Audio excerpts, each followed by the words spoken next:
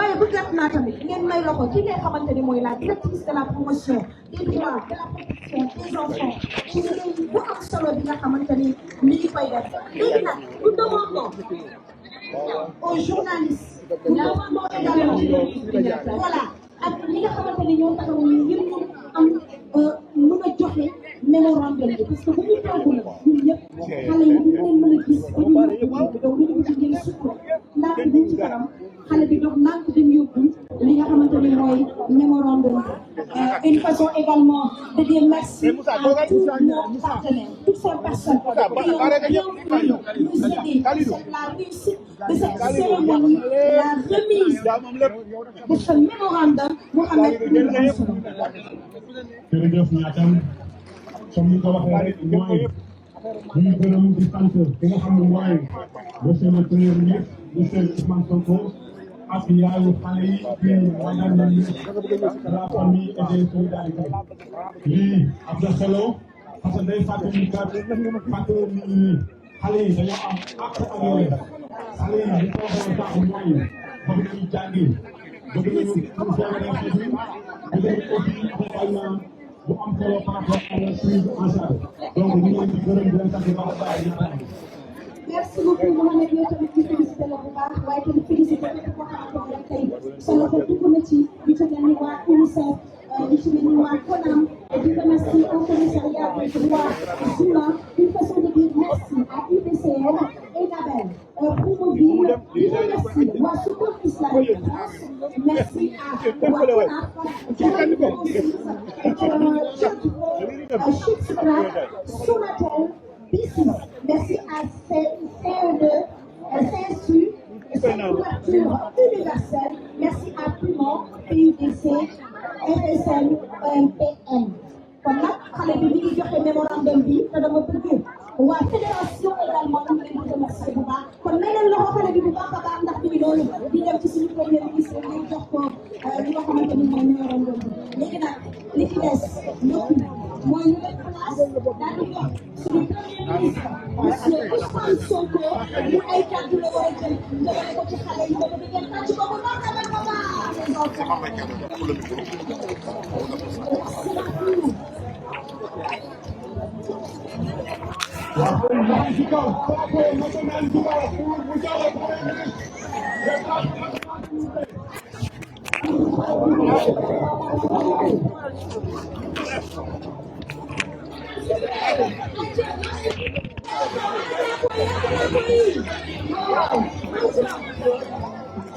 Merci beaucoup. Madame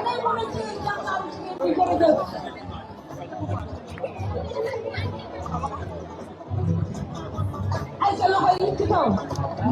kaw Aïcha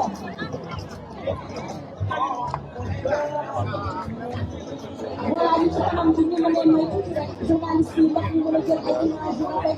ndax tay yi dara fay ko xale yi ay waaw nu mu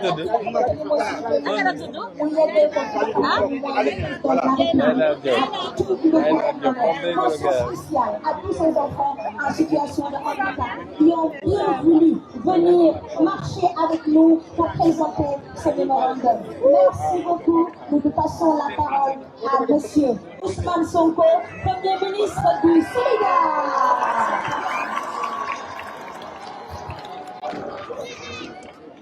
Madame le ministre de la Famille, Monsieur le représentant de l'UNICEF, Monsieur et Madame les représentants des partenaires du Sénégal, Monsieur et Dames de la société civile, collaborateurs des différentes autorités ici présentes, chers enfants, ñoo ngi teew fii ci jotaay bi ak mbégte bu rëy a rëy gannaaw bi ñu ndokkelee madame le ministre ci organisation bi ak ci initiative bi ñu am mbégte bu rëy ci teew fii ndax place bi nga xam ne moom la tout tànk yi am ci ñun personnellement waaye ci lépp loo xam ne lu ñuy xàll la di ko liggéey ci wàllu état ndax ñun dañu gëm ni réew mi bu doon téeméer la juróom-ñeent fukk yi ci solo laa wax ma ci lim juróom-ñeent fukk yi yéen la ndaw ñi yéenay teyu réew mi waaye yéenay ëllëgu réew mi moo tax ci suñu liggéey da ngeen di dégg toujours ñu ne leen ñun liggéeyuñu pour le prochain mandat waaye ñi ngi liggéey pour la prochaine génération ñaar yooyu wute na bëgg nañu te mooy li ñuy liggéey fi mu toll nii ñun suñu génération yi la ñu dund ci jafe-jafe dañuy toll ci seeni at yéen dund ko ci bi ñu weesoo at yooyu ba tey di ko dund ci at yi ñu toll lay suñu mbébét te tax ñu sonn ci li ñu sonn mooy yéen dans 10 ans dans 15 ans dans 20 ans ngeen toll fu ngeen di soxlee seen bopp war a dox ñiy doxal réew mi ngeen tamit bañ fee fekk jafe-jafe yooyu loolu la ñuy wax liggéey pour la prochaine génération moo tax man wax ak yéen ndaw ñi moom ma ëppal solo fuuf wax ak mag ñi ndax bu ngeen comprendre enjeu yi rek ñun dinañu am yaakaar ni graine bi ñu semé dara mënatu koo tee nekk baobab bi nga xam ne mooy màndarga Sénégal loolu nag dafa laaj communication bu bëri madame ministre defe naa mu ngi ciy liggéey ak ay collaborateurs dafa laaj formation ak éducation dafa laaj kaaraange waaye dafa laaj ñu am ay cëslaay yoo xam ne yu dëgër la ci li nga xam ne mooy yan valeur yi ñu gëm Sénégal mu war a doxal suñu société ndax société bu nekk dafa am ay réalité société bu nekk dafa war a dox ci kaw ay valeur am loolu nag liggéey bu yàlla boo xam ne ñu ngi ci waaye dégg naa li seen représentante bi wax léegi ci mémorandum bi nga xam ne jàng na ko pare ñu teg ko ci loxo sëñ Mohamed Mële mu ñëw teg ko sama loxo dinañ ko jël jàng ko bu baax a baax waaye tontu yu gàtt yi ma ci joxagum ndax du ma xóotal ci loo xam ne ñi ngi ciy liggéey réew boo buggee xam réew yi fan la ñu gënante mooy xoolal réew mu nekk naka la traité ñi nga xam ne ñoo gën a néew doole ci réew ma li ñuy wax les couches vulnérables te amul lu gën a vulnérable xale ndax mënalagul boppam ci wàllu alal mënalagul boppam ci wàllu doole kon kooku par essence mooy vulnérabilité waaye yëpp couche vulnérable yëpp rawatina xale te ci biir xale yooyu nag mu am ci ñoo xam ne dañoo tegle ñaari vulnérabilité ndax vulnérabilité nekk xale rek vulnérabilité la waaye ñu boole ci yàlla nattu leen ay laago te ñu am ci ñenn ci ñoom ñu nekk fii tey ak ñun loolu ñëw teguwaat ci seen vulnérabilité société yi nag dañuy gënante ci naka la ñuy toppatoowee couche yooyu nga xam ne mënuñu demal seen bopp moo tax société bu la gën a mën a toppatoo ay ndawam ay xaleem ay waay laagoom ak ñi nga xam ne dañoo ndóol ba ñëpp xam ne ñii mënuñu société boobu moo lay gën a avancé kon lii préoccupation la ci ñun ñu mu leen wax dañ ni ci ndigalu son excellence le président Bassirou Diomaye Faye mu jox ko teg ko sama loxo man mii jiite gouvernement bi te moom mii di madame Maïmouna Dièye ministre bi nga xam ne mooy toppatoo loolu am lu mu ciy wéyale waaye mu am yeneen pàcc yoo xam ne yeneen ministre dañ ciy dugg ndax mbirum ministère justice dina ci dugg mbirum ministère finance dina ci dugg yeneen ministère dañ ciy dugg. éducation nationale da ciy dugg. boo dajalee loolu yépp nag ñu wax leen ni matuwaay yi ñu war a jël yépp pour lii nga xam ne wax ngeen ko fii ci ay jàngoro ñu saafaral ko dinañ ko def ba mat sëkk. ma misaal ci yenn yu gàtt rek balaa may xam ni sax lii dañ koy organiser semaine ba laa wax secrétaire général du gouvernement ne ko conseil des ministres bële di ñëw sama biir communication nag ma ci dugalal benn élément ci li ñuy wax la mendicité publique mooy taxawaalu bi di yelwaan ci mbedd mi. du xale yi rek ñooy yelwaan ci mbedd mi waaye gis nañ ni bëri nañ ci lool te kenn ci ñun ñaano yàlla am doom ci sedd bi mu nekk ci feu rouge yi sol yére yu oyof nekk exposé ci danger yu dul jeex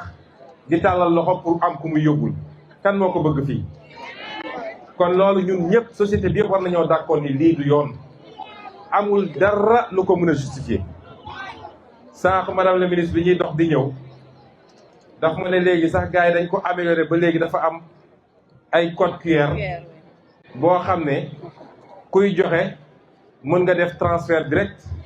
ki ko war a jot ko fi mu nekk te xale bi du gis xaalis bi. kon loolu mooy la professionnalisation de la mendicité des enfants loolu c'est inacceptable au Sénégal te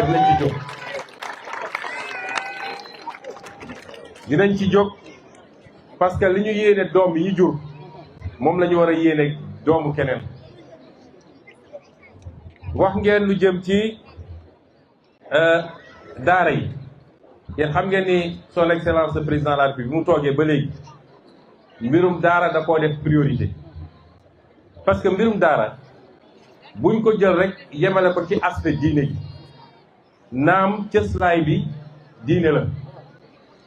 waaye dafa dépassé loolu parce que ñooñu nekk ci daara yi ñoom ñooy la force vive du pays ñoo war a nekk ëllëg ñiy développer réew bi tamit kon dañu am les mêmes droits à une formation de qualité ba ku jóge ci daara ga war ngaa mën a insérer wu facilement ci bépp bërëbu liggéey nekk koo xam ne da ngay andi sa valeur ajoutée ci société bi. loolu moo tax bi président toogee ba léegi dégg ngeen ci communication conseil des ministres gis ngeen journée yi mu organisé gis ngeen initiative yu jël pour la modernisation des daara. semaine bii ñu nekk ñu génn nii rek wala ñu nekk nii dalal naa fi ay initiative fii ci primature muy li ñu bëgg a def ci modernisation bi fexe ba léegi digitalisation bi ñu dugal ko ci njàngum daara niñ koy defee ci réew yu bëree bëri ay émirats arabes ay Qatar ay feneen ak feneen nit ñi di mokkal alquran ndongo gu nekk mën a yor tablette am kiy jàngale nekk miy jàngale di leen jàngal te duñu am exposition warula leen dajale ci bërëb boo xam ne mënoo leen fa dajale ñi am kattan gi nga xam ne mën nañu dajale ay xale ci bërëb ñu def ko ku ko amul nga bañ a dugg ci loolu mais ñu yeneen mooy yoo xam ne li am solo mooy na njàngale bi yegg ki war a jàng ki war a mokkal loolu moo ci am solo te danger du am ci xale bi. kon loolu ci suñuy programme yu ëpp solo yoo xam ne ñu ngi ciy liggéey suba ak ngoon guddeeg bëccëg. wax ngeen ci li jëm ci wàllu violence yi dafa am loo xam ne du mbirum nit warul mun a yëkkati loxoom ba ci doom gi nga jur sax am na noo warul mun a egg ci moom ci violence. kon kenn mënul nangu ci société dégg ngeen barki démb rek ab vidéo bu ñu wax ci violence président bi mu ko yéegee man la woon ne ma joxeel instruction ministre de la justice il faut que yi ñu traité ko de la manière la plus ferme et la plus radicale possible parce que mënuñu d'accord di gis seen yu mel ni ci réew mel ni Sénégal. kon yéenay suñu préoccupation waaye ba ci nag ni ñuy organiser société bi moo tax keroog bi may dajalee syndicat yi fële ci Grand Théâtre dama woo ministre bi ko doon organiser ma ne ko dama bëgg nga dugalal ma ci les représentants des élèves parce que jàpp naa ni les premiers syndicats mooy xale yi dama bëgg ñu ñëw wax lan mooy seen yitte te defe naa keroog discours bi fa nit ñi bi fa gën a marqué nit ñi représentantu élèves yi moo ko fa wax na loo xam ne mag ñi mënuñu ko wax kon nous sommes confiants qu'on a une jeunesse, j'allais dire même une enfance consciente, bien formée boo xam ne xam ngeen lan mooy les enjeux de ce pays xam ngeen fi ñu war a jëm léeg-léeg nga toog dégg mag ñi di débat nga dégg xale yi di wax da nga naan xale yi ñooy mag ci réew mi kon on porte beaucoup d'espoir sur vous da ngeen ñuy jàppale ñu jàppale leen naka lay demee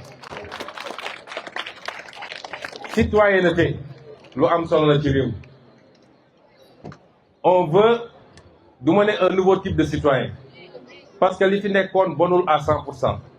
waaye dañ koo bëgg a améliorer ndax ñun ñëpp d'accord nañ ni réew mi commencé ko ci man mii am nañu problème mu discipline ku gis keroog défilé 4 avril bi mu doxee man bi ma ci génnee dama woo ministre des forces armées ma ne ko defe naa comme Sénégal suñuy texte fi mu toll nii service militaire obligatoire moo ci nekk état bi moo amagul moyens yi mu mun a yóbbuwee ñëpp service militaire waaye war nañu mun a réfléchir ci ay créneaux yu ñuy yaatalee service militaire bi avec des formules yoo xam ne peut-être ñii ñetti weer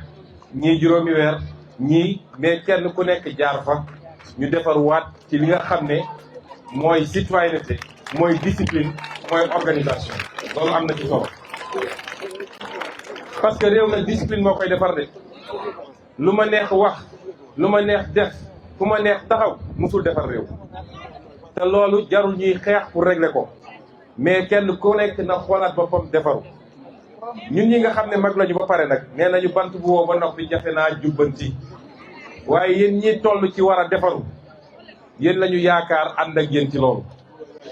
moo tax service civique national ma ñaanoon président de la république mu delloo si ma ko primature mu nangul ma ko jox ma ko fii dina am programme yu yaatu yoo xam ne dañ ko def ci biir année scolaire waaye surtout ci nawet bi ci loo xam ne dina dellu ci mbay mi dina dellu ci defaraat les lieux publics dina dellu ci kenn ku nekk am looy jël ci sa temps jagleel ko réew mi loolu day renforcer suñuy lien citoyen itam ñu boole ci ñun ñëpp benn lañu yéen xale yi li ma leen di dénk bu leen nangu kenn dugal leen ci discours boo xam ne discours buy xaajale la discours ethnie discours diine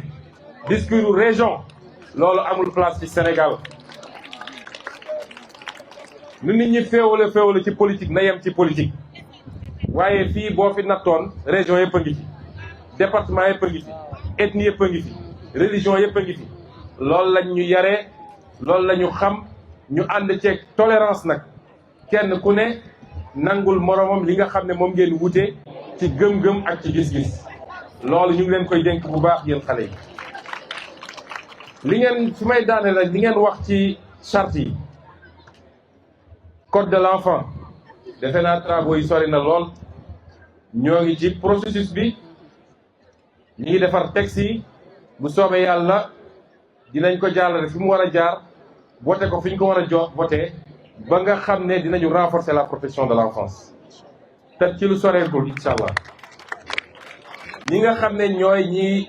dund ak ay laago ba ci li xale bi wax léegi am na ñoo xam ne tey fii ñu taxaw buñ fi taxawoon am problème ndax yàlla nattu na leen problème mu der te léeg-léeg jot seen crème sax day jafe ñu leen di wooye ay albinos loolu benn exemple rek la soo jëlee xale yi nga xam ne ay autistes lañu fii xale yi fi nekk yëpp nekk ci ay chaise kenn ku ne am na benn xeetu laago bu mu am boo xam ne andi na jafe-jafe ci moom waaye andi na jafe-jafe ci ay waajuram ba mën suñu xëy liggéey loolu suñu yéene mooy ñu accompagner famille yooyu accompagner leen ba ñu yéeg ni état bi taxaw na leen te am na programme boo xam ne ñu ngi ciy liggéey ci loolu la jëm kon may dalal xelu xale yi yéen yéen a ñu tax a jóg yéen yéen ay Sénégal ñun mënatuñu am lu ñu amuloon Sénégal ku dund ba yàlla may la as tuut fii ñi fiy mag ñëpp nag luñ fi amati rek buuñaa la bonus la waaye mënut suñu am lu ñu amuloon kon suñuy sonn di xeex suba ak ngoon pour seen avenir la yéen na ngeen doon une jeunesse consciente bu leen kenn dugal ci yenn idéologie réew mi yàlla defal nañu fi loo xam ne ñun ñëpp bu ñu takkoo am un minimum de consensus yóbbu ko foo xam ne ci 10 ans ñëpp dinañu jaaxle bu leen kenn dugal ci xalaatu ni teraanga feneen la nekk na ngeen jël ay gaal pour dem fa mun leen am lu ëpp li ngeen am fii ci réew mi ndax li ëpp mooy nga am fierté ne fii la ma yàlla tànnal fii laa dëkk samay waajur a ngi fi samay mbokk a ngi fi loolu amul lu ko mën a remplacer kon na ngeen gën a góorgóorlu xam lee ñoo ngi seen wet ñoo ngi ànd ak yéen te lépp suñuy lii suñu kattan dañ ko def ba ñu investir ci yéen parce que yéen yéenay Sénégalu tey yéenay Sénégalu ëllëg. Je voudrais conclure par remercier nos partenaires, à commencer par l'UNICEF et tous les autres partenaires techniques et financiers, la société civile qui s'agit dans l'encadrement et l'accompagnement des enfants, et particulièrement de l'enfance en difficulté, et vous réitérer au nom du gouvernement du Sénégal, mais surtout au nom de son Excellence le Président Bassirou Diomaye Diakhar Faye, que la priorité des priorités pour nous, c'est l'accompagnement, la formation, la protection de l'enfance, parce que ce pays ne se construira pas sans la valeur humaine, sans la ressource humaine de qualité. Ce pays ne se construira pas sans ses enfants, ses fils et ses filles, et ses enfants bien formés, bien éduqués, bien soignés, parce que la santé est importante, et c'est pourquoi nous plaçons ces enfants au cœur de notre action. Nous réussissions de pouvoir le faire avec tous les partenaires. Nous ferons toutes les réformes qu'il faut. Le Sénégal est parti à énormément de conventions internationales. Mais j'ai tendance à dire qu'un pays n'a pas besoin de se référer forcément à ces conventions pour avancer, parce que les valeurs humaines qualitatives sont universelles et se ressentent parce que ça part du fond de l'âme humaine. Et c'est pourquoi nous avancerons vers les réformes qu'il faut. Le code de l'enfance, la question de l'encadrement de l'enseignement religieux, particulièrement, la mendicité publique, particulièrement celle des enfants,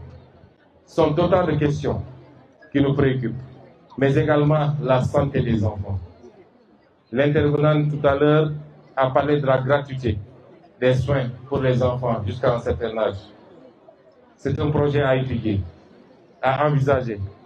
parce qu'une jeunesse saine, spirituellement, intellectuellement, mais une jeunesse saine physiquement, est la meilleure garantie. Plus que les ressources naturelles, plus que les capacités budgétaires,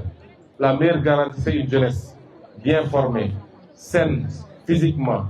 spirituellement, intellectuellement. Cette jeunesse-là qui bâtit un pays, cette jeunesse-là qui développe un pays. C'est pourquoi nous allons investir encore dans cette jeunesse et particulièrement dans cette enfance. Je vous remercie beaucoup et vous souhaite un bon retour chez vous. Merci beaucoup, Monsieur le Premier ministre, Monsieur Ousmane Sonko. Alors, nous avons la Fédération sénégalaise des randonnées du Sénégal, dañ ko war a jox benn cadeau, donc ñu bàyyi leen ñu dugg. Et s'il vous plaît, mesdames et messieurs, xale yi dugg ak laaga ñoom la ñu teg ci chaise yi ci kanam. Nous vous demanderons s'il vous plaît de ne pas avancer vers le Premier ministre. ñu ngi leen di ñaan ndaxte bu ñu demee di ngeen leen gaañ. Donc ci nekk fi nga nekk na nga taxaw. Ñuy ñaan également la Fédération sénégalaise des randonnées du Sénégal ñu avancer vers le Premier ministre pour lui remettre un cadeau. Voilà, donc mi ngi noonu di avancer di dem Mohamed di wax li fi Premier ministre wax dal na xel tey boo ko déggee mu mel ni tey xale yi doléances yi nga xamante ni tey émettre nañ ko yëpp la majeure partie mel na ni saafara wu na ba pare. Donc ñuy wax également ñi nga xamante ni ñoo gunge xale yi ñu dem ci li nga xamante ni ñoo organisation ñu da mooy kii yéen a yaay priorité. loolu si nga nekkee foofu la. tranquillement